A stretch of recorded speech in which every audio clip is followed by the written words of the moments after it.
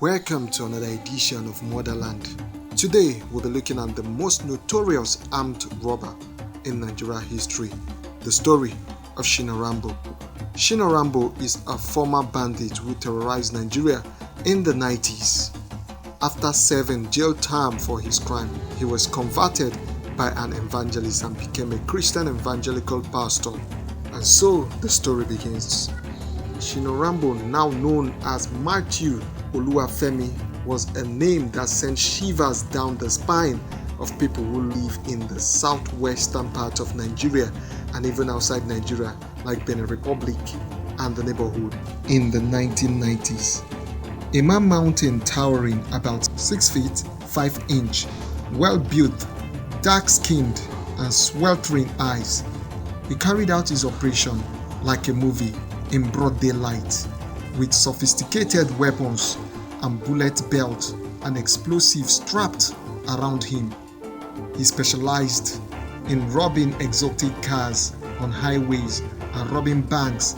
Nothing could stop him, not even security operatives. He was totally invisible. He was Shina Rambo. He was born in the year 1958 to a military man who was a bad egg in the service. His father was from Abeokuta in Ogun State, but his mother was a native of Sabongida Ora in Edo State. His father had over 18 wives, as was the norm for soldiers to impregnate virtually every woman they met everywhere they were posted to. His father used his military influence to rob innocent citizens and always brought huge amounts of money home. This used to entice little Shina. He recalls. During an interview, he stated, "I remembered when I was about 7 years old. My father came home with a lot of money, foreign currencies with blood on it, and they were using something like a woman's scarf to wipe it. When I asked him, 'Is this an animal's blood or human blood?' But he wouldn't answer me. They were just drinking, smoking, and making merry." Shina was already indoctrinated into the underworld by his father at the tender age of 7 without him knowing it, as he would sit in front of his son to dismantle and assemble all sorts of weapons and then polish them in preparation for an operation. This went on for so long till one day little Shina entered his father's room while he was stepping into the toilet and saw a dismantled gun on the floor. He sat down in front of it, and bit by bit he had assembled it effortlessly in no time at all. His father came out of the toilet and saw his son with a loaded gun in his hands. Shina flashed back and said during that same interview, "That day my father was so disappointed that he wanted to kill me. He grabbed the gun from my hand and shot straight at me, but I miraculously escaped out of the room.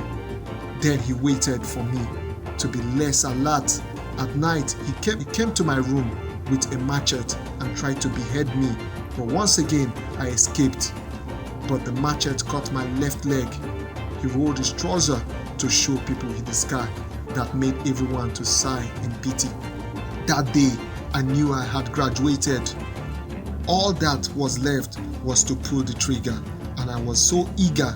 Shina became so notorious in no time and was hell-bent on succeeding in his career as an armed robber that he went through any length to secure spiritual powers for fortification, to the extent of pounding over 27 newborn babies in the mortar with a pistol, cutting off about 100 human tongues and cooking them to eat, visiting the spiritual river called River of Life in Ogoja Cross River State, living in an Iroko tree and sleeping in the cemetery.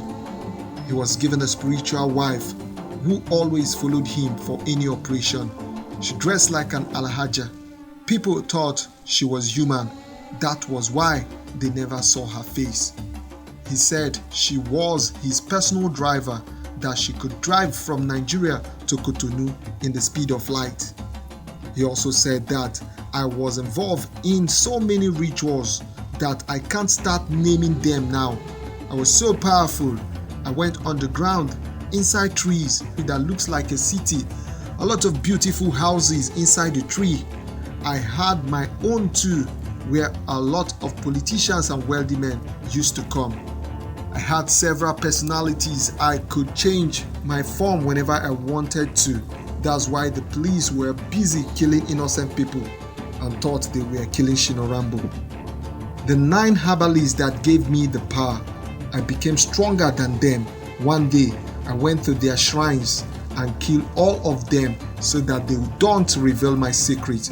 I had too many powers. My spiritual wife could drive any car in the world or out of it. No police vehicle or anyone for that matter could ever chase and catch me during an operation. She was out of this world, and when she had completed her operation, they took her away from me. I could give anything to get that powers, and the elders knew, so they also gave me anything I wanted. I once beheaded 100 men and gave them the heads fresh. They were so happy with me that they made me invincible.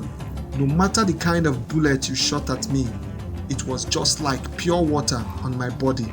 I could give anything to get the power, but of all the things I did to get power, the one that still breaks my heart the most is sleeping with my mother. My father is dead now, but my mother is still alive and she lives with me. She's 85 years old.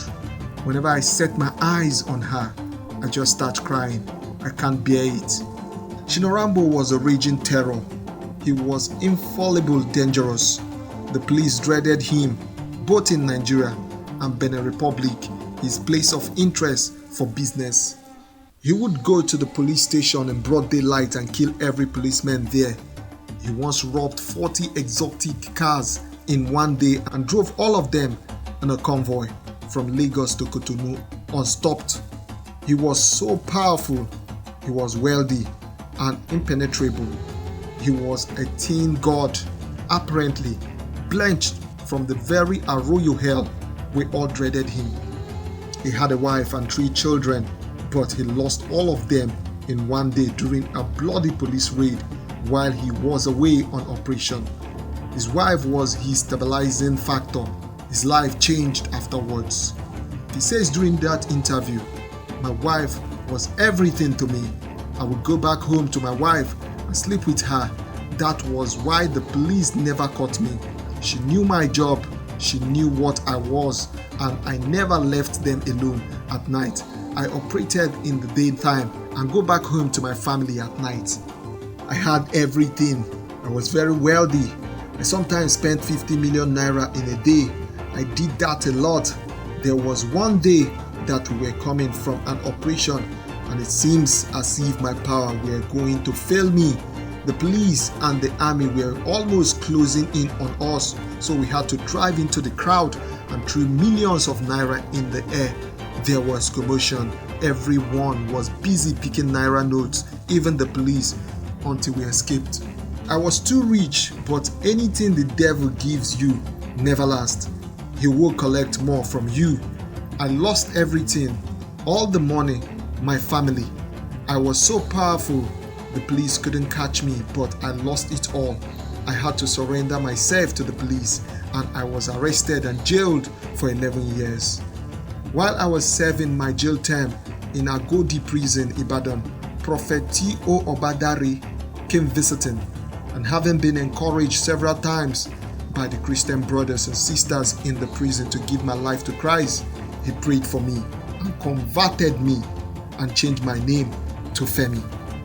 Well, this is the story of Shina Rambo. Hope you enjoyed it. This is the end of this episode of Motherland.